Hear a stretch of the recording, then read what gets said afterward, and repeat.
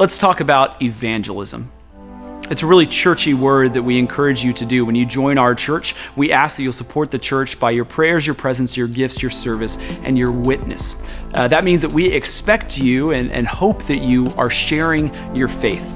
And so we talk a lot about how important that is, but I fear that we as the church don't do a great job in training you, in equipping you on how to share the faith that you have. So briefly, I want to give you sort of a very generic and very simple outline for how you can share the truth of the gospel with your coworkers, with your friends, with your family members. And to me, it really all starts with a story.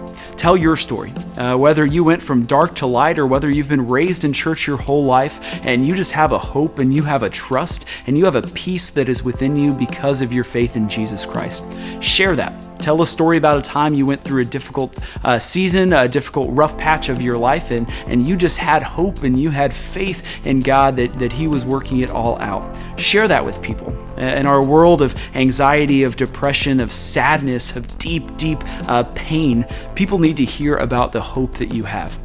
And then from there, hopefully people will begin to ask questions. They'll say, well, maybe I grew up in church, but I just don't believe this, or I'm just confused about how Jesus is the Son of God. And I'll encourage you to kind of commit things like this to memory, just sort of the basic outline of the gospel.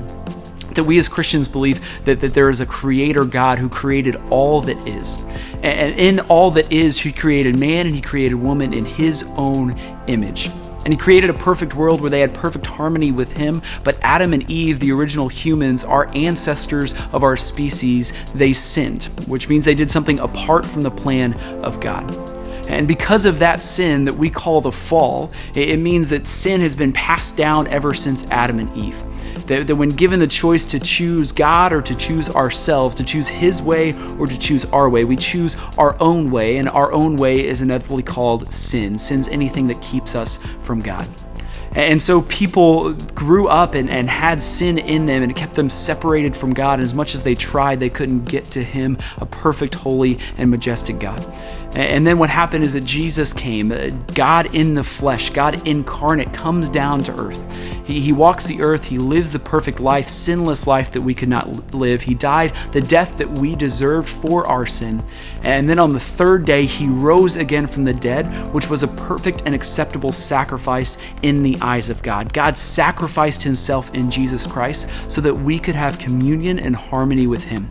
He sends us the Holy Spirit who lives and dwells inside of us and points us in the right direction, gives us that hope, that peace, that comfort that we need in difficult times. That's a pretty simple, it may sound not simple, but that is what we believe, and that's the gospel presentation that you can give. So I'll encourage you, write something like that down. There's different resources out there to help you with sharing the gospel, but always have that pitch ready for you so that you can give a reason for the hope that you have.